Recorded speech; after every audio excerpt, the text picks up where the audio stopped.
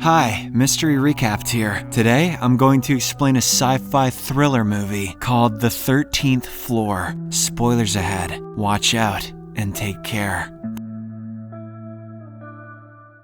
The movie begins in a room in the Wilshire Grand Hotel in Los Angeles. It is 1937, and Hannon Fuller, a billionaire businessman, composes a letter for one of his employees. In it, he confesses that he has made a dangerous discovery that'll most likely get him assassinated. He then enters the hotel's ballroom and gives the letter to a bartender, Ashton. The old man explains that a guy named Douglas Hall will come looking for the letter, but as Fuller takes a cab home, the bartender unseals the letter and reads its contents. Meanwhile, the billionaire reaches home and heads straight to bed. Just as he lays down with his wife, he suddenly wakes up in a laboratory in 1999 Los Angeles. It is revealed that the 1937 version of the city, as well as the people living in it, are simply a virtual simulation. They are artificially programmed by Fuller's multi-billion-dollar company, which has developed a cutting-edge virtual reality simulator. Fuller then goes to a nearby bar where he orders a martini. Shortly afterward, he excuses himself and goes to a payphone, which is kept in one corner of the bar. He then leaves a message for Douglas on the answering machine, but his call is interrupted by a mysterious figure whose face is concealed behind the bar's back door. Nonetheless, Fuller readily goes with the strange man, and it seems that he trusts him. The scene then shifts to a dark alley where Fuller is about to reveal his discovery to the mystery man, but before he can do so, the stranger whips out a knife and stabs him, killing him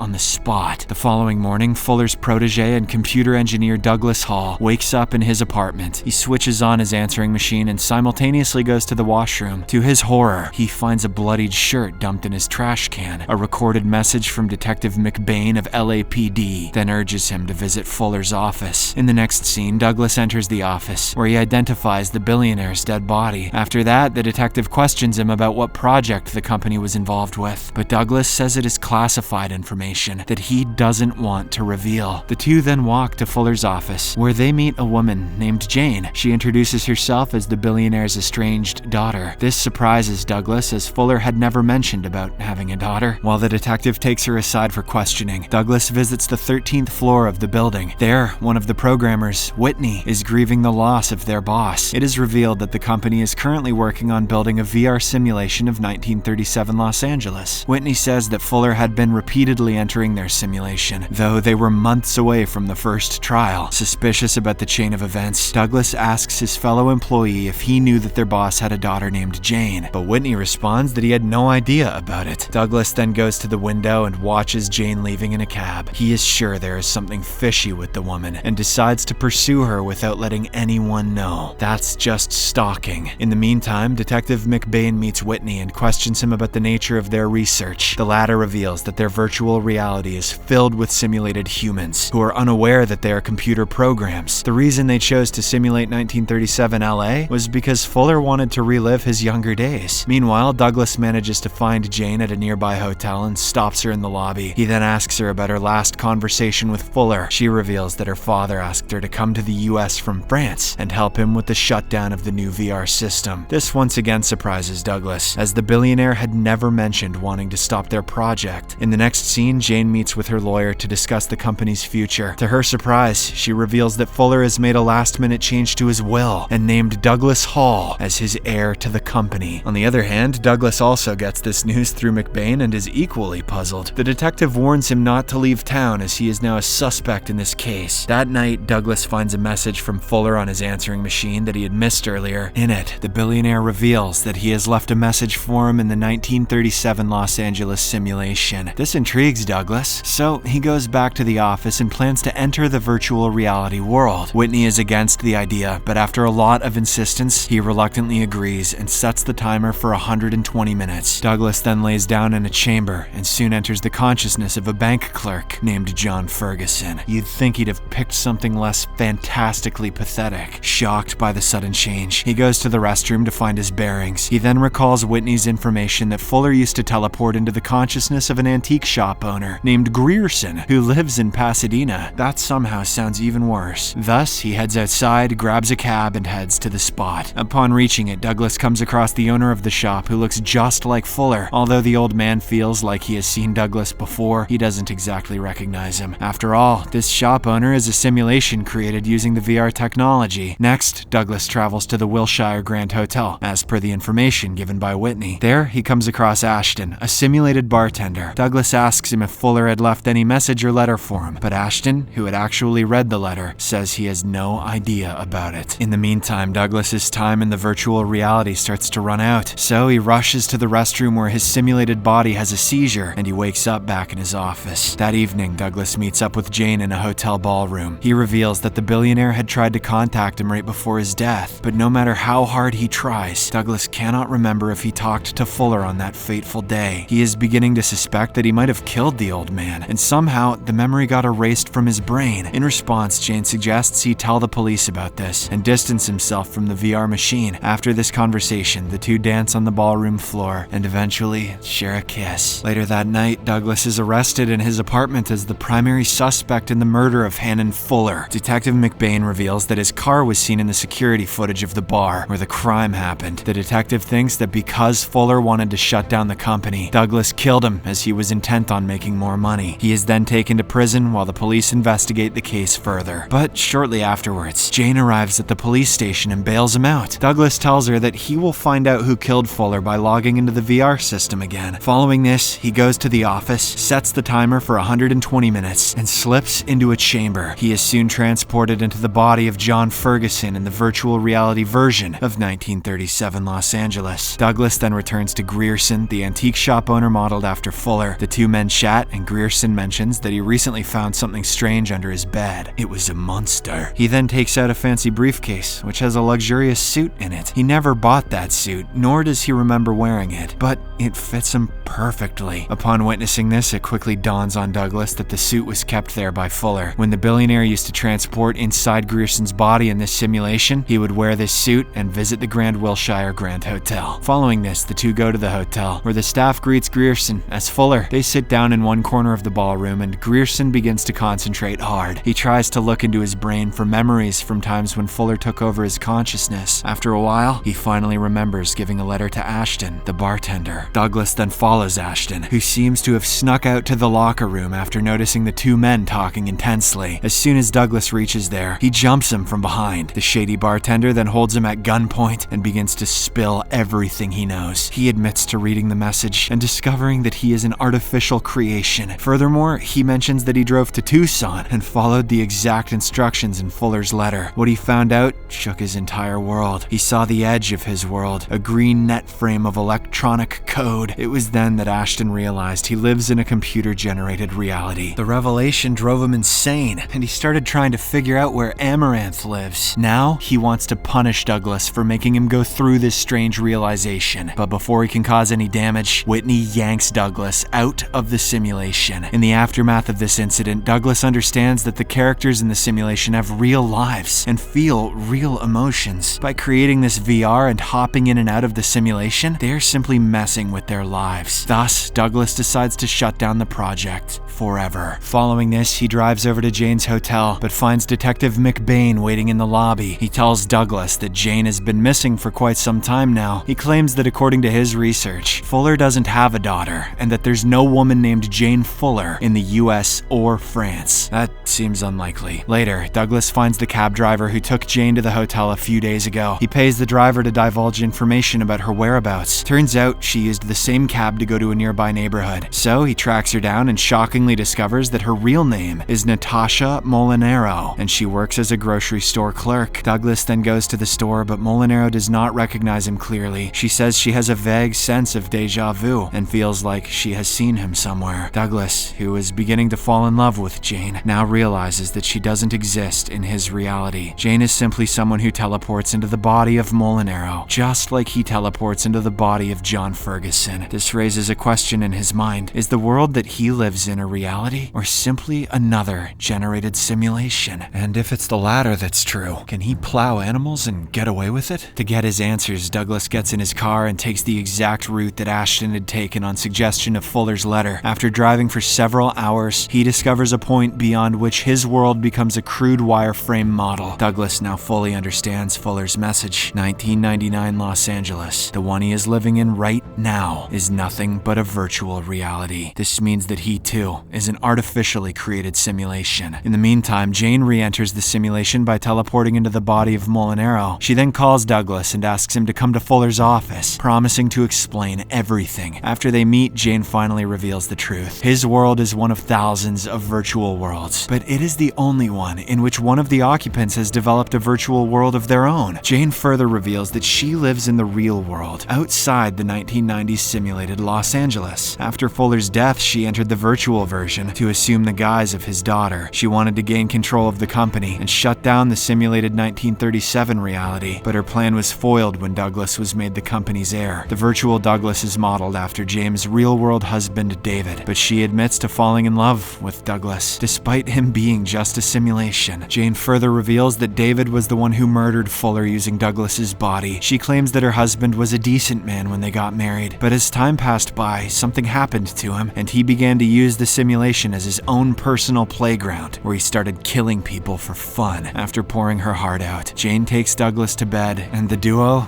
gets it on like Sims. Later that night, a jealous David re-enters Douglas's body and attempts to choke Jane, but she manages to grab a nearby lamp and hits him on the head. She then manages to escape in an elevator and quickly reaches the ground floor. However, her luck runs out as the main door to the building is locked shut. Soon enough, David also arrives on the ground floor and makes his way towards her with malicious intent. Fortunately, before he can take action, Detective McBain arrives at the scene and shoots him dead. Jane asks what took him so long, since she knew David was going to plug in. It is then revealed that she planned her husband's death in Douglas's body so as to trap his consciousness in this simulation. This allows Douglas's artificial consciousness to take control of David's body in the real world. In the final scene, Douglas wakes in 2024 in David's bedroom, connected to a VR system. He disconnects the headgear and walks outside, where the real Jane is waiting for him. She then takes him outside, where he sees a futuristic Los Angeles and her father, the real Hannon Fuller. Subscribe for more videos like this, turn on notifications, and leave a like to help the channel out. Thank you for watching.